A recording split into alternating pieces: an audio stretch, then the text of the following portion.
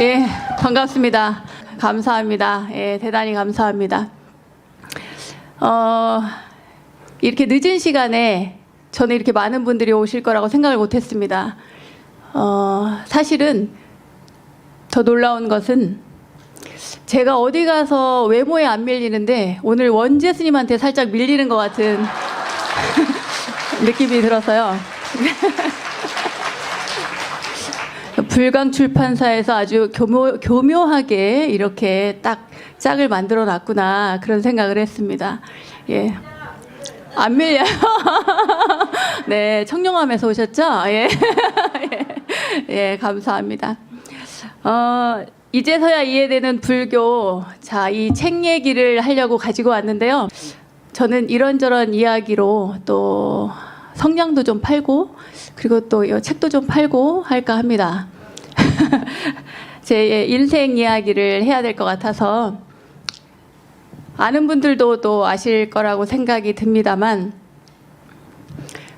일찌감치 절과 인연이 있어서 절에 가게 됐는데 글쎄요, 여러분들도 각자 나름의 사연을 가지고 불교와 인연을 맺었을 거라고 생각이 듭니다. 저도 마찬가지고요. 그리고 어려서 이제 학교 다닐 때, 고등학교 때 몸이 안 좋아서 절과 인연을 맺기 시작한 것이 여기까지 왔습니다. 불교라는 것은 뭔가 특별한 사연이 있지 않으면 접하기가 참 쉽지 않은 것 같습니다. 각자 나름대로의 삶에 대한 뭔가 고뇌가 있거나 내 고뇌가 있거나 아니면 내 가족의 고뇌가 있거나 아니면 가족의 아픔이 있거나 사랑하는 이의 아픔이 있을 때 그때 어딘가를 찾아가게 되는 것 같습니다. 그 찾아가는 길 가운데 저도 있었고 그리고 출가를 하려고 절에 작정하고 들어간 것도 아니고 성불할 생각이라든지 중생을 구제해야겠다라든지 이런 생각을 가지고 출가한 것은 아닙니다. 먼저 아픔이 있었기 때문에 그 아픔을 해결하려고 그리고 머리를 깎게 되었고 절에 들어가서 머리를 깎게 되었고 그 이후에는 그냥 저냥 살만하고 그리고 인생이 그리 썩 즐겁지 않았기 때문에 그래도 출가해서 사는 게 낫겠다 이런 생각을 했습니다. 솔직히 고백을 하자면 그리고 나서 출가해서는 여러분들이 아시다시피 불교의 공부, 불교 뭐 삼법인, 사성제, 팔정도, 뭐 중도, 연기라는 여러 가지 기초 교리에 관한 것들을 공부를 했습니다만 그 공부를 바탕으로 해서 뭐 유학도 갔고 여러 가지를 공부를 하긴 했습니다. 머리로 열심히 공부를 했고 그리고 그 공부를 하면서 제가 그냥 줄줄줄줄 알고 있던 것들을 되뇌면서 살았죠. 그러다가 어느 날, 어느 순간 불교를 만나게 되는 진정한 불교를 만나게 되는 계기가 있었습니다. 원재 스님께서도 앞서서 어떤 개인적인 어떤 사연과 여러 가지 고뇌가 있어서 그러한 인연을 맺게 되었고 더 열심히 수행정진하셨던 말씀을 해주셨는데 저도 마찬가지로 제가 유학 시절이었어요. 유학을 하던 중에 어느 날 갑자기 저는 이제 일찍 절에 들어왔기 때문에 가족과의 인연이 그렇게 깊거나 하진 않았습니다. 그런데 어느 날 작은 오빠가 갑자기 몸이 안 좋아서 병원에 입원했다는 이야기를 들었어요. 근데 그 입원했다는 얘기를 듣고 났는데 딱 2주 살았습니다. 병원에 들어가서 2주 후에 그 오빠가 사망에 이르게 되었어요. 이제 유학 시절이니까 그때 저는 석사 논문을 쓰고 있을 때였거든요. 그래서 한국에 와서 마지막 배웅을 해야 되니까 그 오빠를 그 장의차 아시죠? 그 장의차에 그 관을 싣고 화장터에 가서 그 화장터에서 이제 그 태우는데 염부를 할 수도 없고 제가 살면서 처음으로 겪었던 가장 가까운 이의 죽음이었습니다. 그것이. 그리고 이 세상에서 가장 저를 처음으로 아주 누군가가 나를 이렇게 예뻐하는구나 라고 하는 것을 진실하게 느꼈던 그러한 사람들 가운데 한 사람이죠. 부모님이 계셨을 테니까. 그런데 그 작은 오빠가 그렇게 돌아가시고 나서 화장막에 갔는데 가는 길이 비포장도로였어요. 시골의 산골에 비포장도로를 가는데 이렇게 우둘두둘 막 비포장도로를 가는데 마치 내 살이 찢기는 것 같더라고요. 그 형제의 죽음이라는 것은 그런 것 같다는 생각이 들었어요. 왜냐하면 그 비포장도로를 우둘두둘한 그 도로를 가는데 밑에 있는 이미 돌아가신 분은 그것에 대해서 전혀 모를 텐데도 같이 그 장애차를 타고 가는 저는 그 아픔이 그대로 느껴지는 거예요. 그래서 너무 괴롭고 참 슬픔이라는 것이 이런 것인가 느껴질 만큼 굉장히 슬펐습니다. 그리고 나서 거기 안에 있는데 태우는 동안에 가슴이 너무 답답한 거예요. 답답해서 잠깐 바람을 쐬러 나왔는데 그때 어떤 연세 드신 거사님께서 이렇게 그 불 있는 데로 가시는 거예요. 그래가지고 저분이 저기를 왜 가지? 하고 따라갔습니다. 따라갔더니 그분이 자꾸 이렇게 불을 봐요. 그래서 거사님 뭐 하시는 거냐고 그랬더니 잘 타고 있는지 본다는 거예요. 그때는 이제 지금은 굉장히 신식이지만 그 옛날에는 이렇게 불구멍이 있어서 불로써 이렇게 확인을 하고 온도를 측정하고 그래서 더 올릴 것인지 말 것인지를 그렇게 결정을 했던 모양입니다. 그래서 제가 가서 저도 잠깐 봐도 될까요? 그랬더니 그분이 말리세요. 아무리 스님이지만 보지 않는 것이 좋을 것 같습니다. 이렇게 얘기를 하는데 제가 괜찮다고 그랬어요. 그리고 그때 이렇게 불구멍을 통해서 보니까 육신은 다 타고 뼈만 남은 형태로 해골의 형태, 말하자면은 우리가 미국 드라마에서나 볼 수 있는 CSI에서나 볼 수 있는 그 해골이 그대로 누워 있는 거예요. 불 속에서. 가슴이 철렁했죠. 가슴이 철렁했어요. 야, 인간이 죽으면 이렇게 되는구나.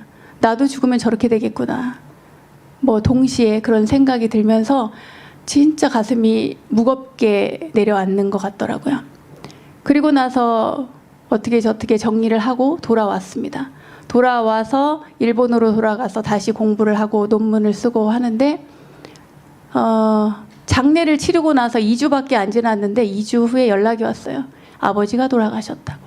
돌아가실 것 같다고. 빨리 오라고. 그래서 또 이제 부랴부랴 또 챙겨가지고 비행기 안에서 논문을 썼던 기억이 납니다. 그리고 갔는데 어떻게 해서 돌아가셨느냐 그랬더니 가는 중에 그러니까 그 작은 오빠의 장례를 치르고 그리고 우리가 경황이 없으니까 가족들이 그 아버님께 자주 보지를 못했던 거예요.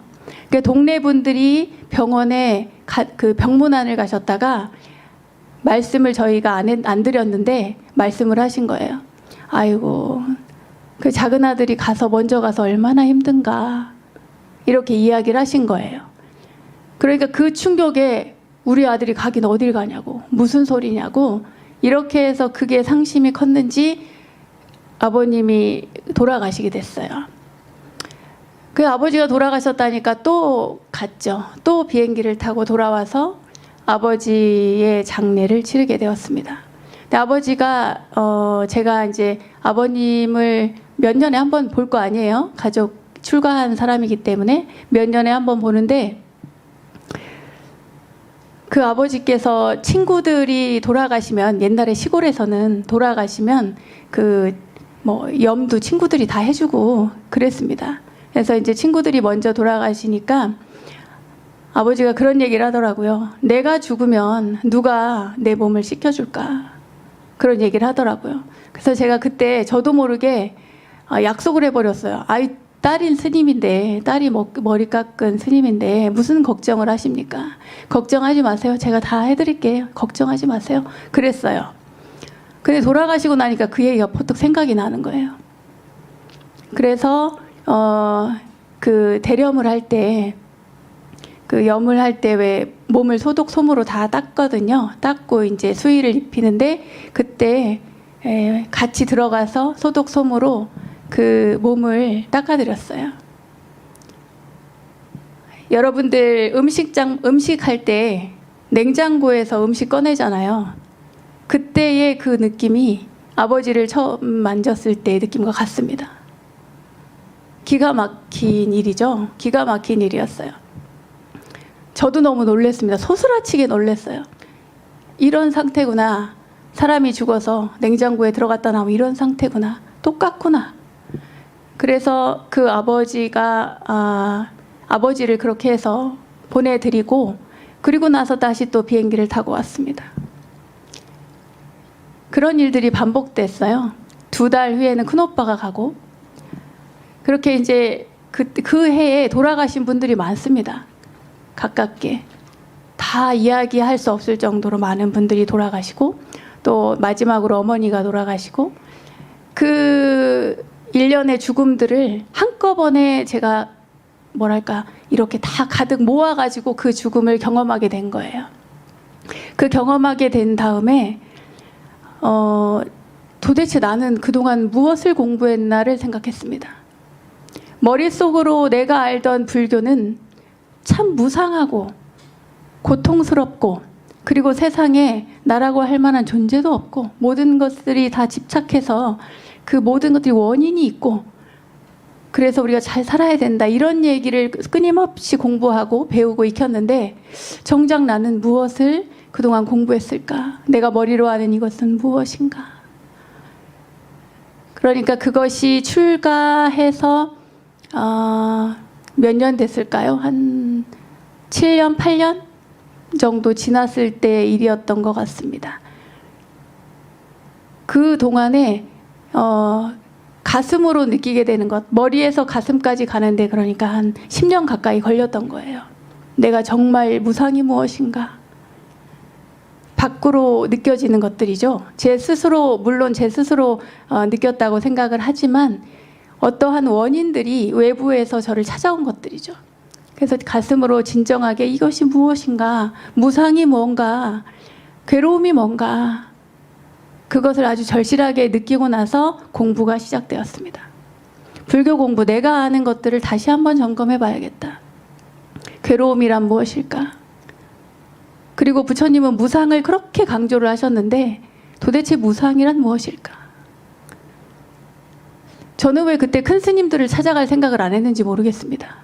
큰 스님을 찾아가서 저의 이야기를 들어주십시오. 저의 괴로움을 해결해 주십시오. 이렇게 이야기할 법도 한데 외국에 살았고 그리고 누군가를 찾아가야겠다는 생각을 못했어요.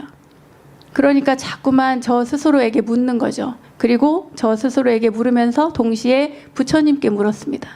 부처님께서 가르쳐주신 그 가르침을 내가 하나하나 낱낱이 해체해서 그것을 이해를 해야 되겠다. 내 가슴으로 이 느끼는 이 고통의 실마리를 다 풀어서 공부를 해야겠다. 그렇게 해서 시작된 공부입니다.